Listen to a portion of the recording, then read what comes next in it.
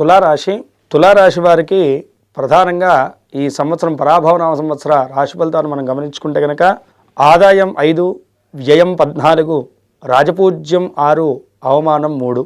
వృత్తి వ్యాపార ఉద్యోగ వ్యవస్థలోనూ తులారాశి వారికి ఏ విధంగా ఉండబోతుంది ఈ సంవత్సరం అంటే కనుక షష్ఠమ స్థాన శనిగ్రహ సంచారము, అదేవిధంగాను ప్రస్తుతము నవమ స్థానంలో జరుగుతున్నటువంటి ఆ యొక్క గురుగ్రహ సంచారము రేపు జూన్ తర్వాత దశమ స్థానంలోకి మారడం అనేటువంటిది కొంతమేరకు అనుకూలమైనటువంటి వాతావరణాన్ని చూపెట్టబోతుంది.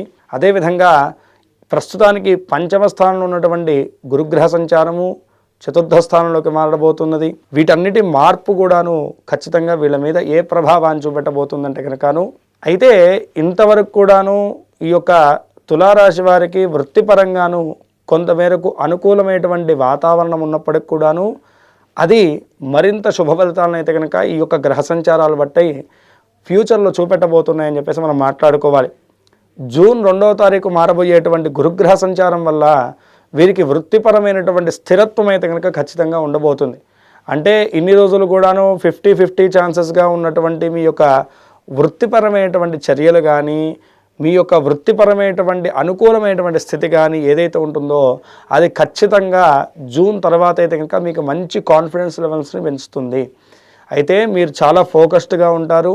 దాని తర్వాత మీకు ఎంతో మనోధైర్యాన్ని కలగజేసేటువంటి కొన్ని సంఘటనలు ఖచ్చితంగా మీకు వృత్తిపరంగా అయితే కనుక ఈ సంవత్సరం అయితే కనుక ఉండబోతున్నాయి.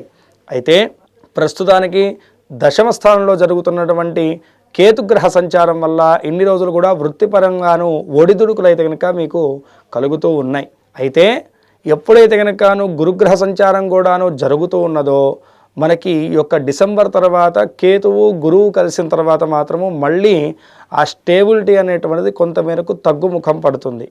అప్పటి లోపల మీరు ఏదైతే కనుకను గ్రౌండ్ వర్క్ చేయాలో బేస్మెంట్ వేసుకోవాలో అది ఏదైతే ఉంటుందో మీ వృత్తిపరంగా అది గట్టిగా బలంగా చేకూర్చుకోవాలి.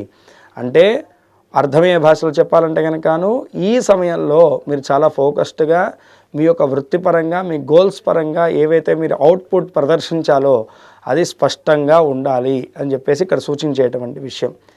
వ్యాపారస్తులకు కూడాను జూన్ తర్వాత నుంచి డిసెంబర్ మధ్యకాలం మాత్రం చాలా చక్కగా అనుకూలించబోతున్నది. ఏకాదశంలో ఉన్నటువంటి కేతుగ్రహ సంచారం కూడా ఈ సమయంలో ఏంటంటే కనుక ఆకస్మికమైనటువంటి ధనలాభాలను మీకు తెచ్చిపెట్టబోతున్నది అని చెప్పేసి మనం మాట్లాడుకోవాలి.